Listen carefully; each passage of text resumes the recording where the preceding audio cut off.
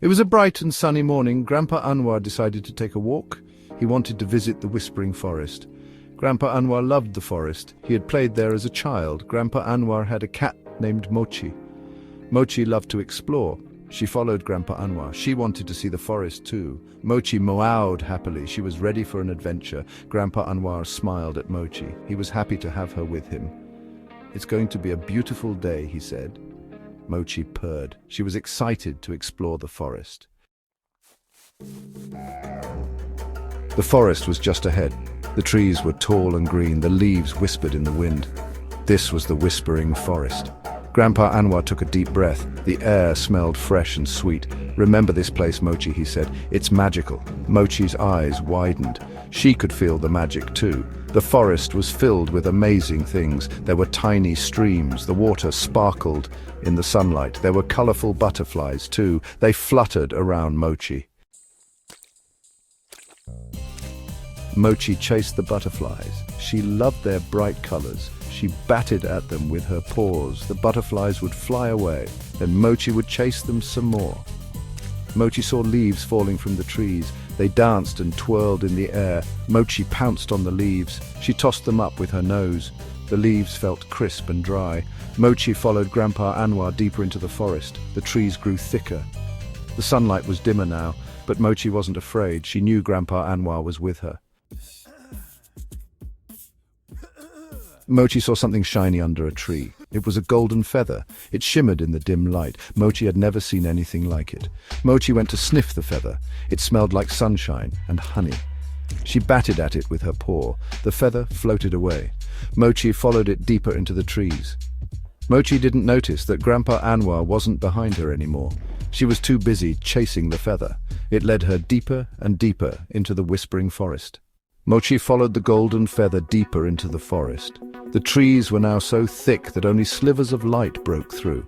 She heard strange noises, whispers and rustling leaves. Mochi's heart raced, but her curiosity pushed her forward.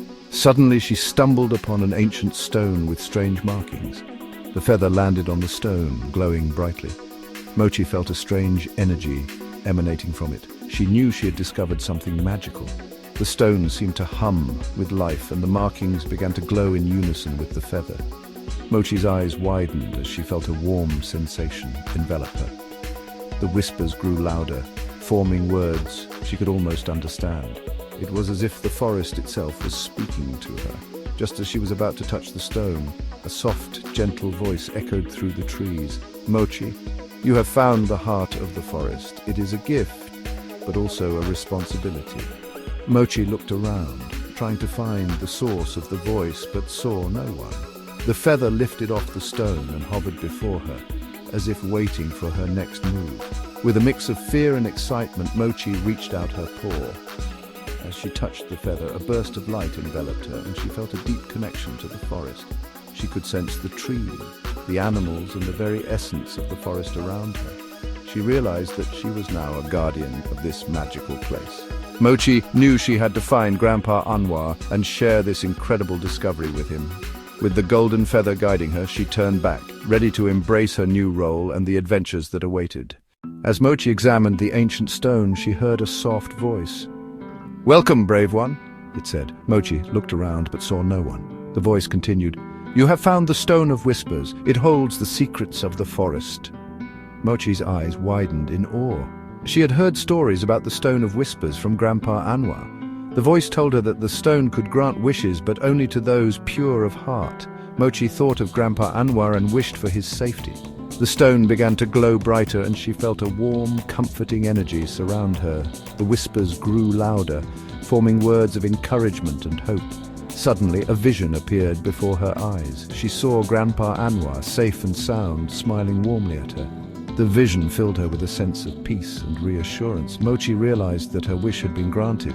With a newfound sense of purpose, Mochi knew she had to protect the Stone of Whispers and the secrets it held. She turned back, ready to share her incredible experience with Grandpa Anwar and continue her journey as a guardian of the forest. The stone glowed even brighter, and suddenly Grandpa Anwar appeared beside Mochi. "Mochi, you found the Stone of Whispers," he exclaimed. Mochi purred and rubbed against him, her heart swelling with joy. Grandpa Anwar knelt beside her and gently stroked her fur. "The stone has chosen you, Mochi, because of your bravery and pure heart.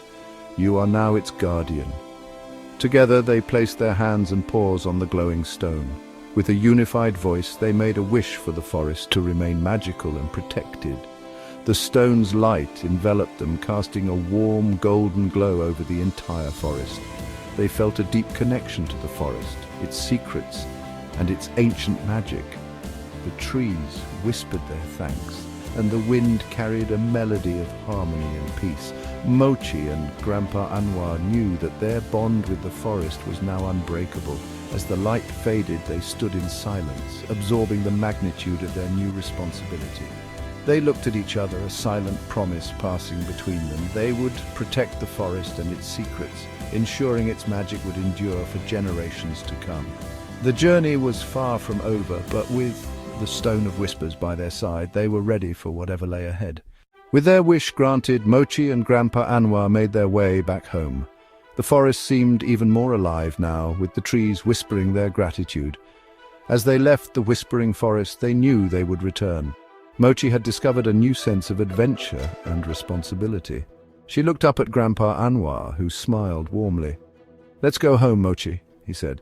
Mochi meowed in agreement, ready for their next adventure. As they walked along the familiar path, the sun began to set, casting a golden hue over the landscape. The warm light reflected off the leaves, creating a magical atmosphere. Mochi felt a newfound energy coursing through her, a connection to the forest that she had never felt before. She knew that her life had changed forever. Grandpa Anwar paused for a moment, looking back at the forest. "Remember, Mochi," he said softly, "the forest will always be a part of us, and we will always be a part of the forest." Mochi nodded, understanding the weight of their new role as guardians. They continued their journey, the bond between them stronger than ever. As they approached their home, the familiar sights and sounds welcomed them back. Mochi's heart swelled with pride and joy. She knew that this was just the beginning of their adventures. With the Stone of Whispers by their side, they were ready to face whatever challenges lay ahead. The sun dipped below the horizon and the first stars began to twinkle in the sky. Mochi and Grandpa Anwar entered their home, the warmth and comfort enveloping them. They settled down for the night, their hearts full of hope and excitement for the future. "Good night, Mochi," Grandpa Anwar whispered. "Good night, Grandpa," Mochi thought, curling up beside him. Together they drifted into a peaceful sleep, dreaming of the magical adventures that awaited them in the days to come.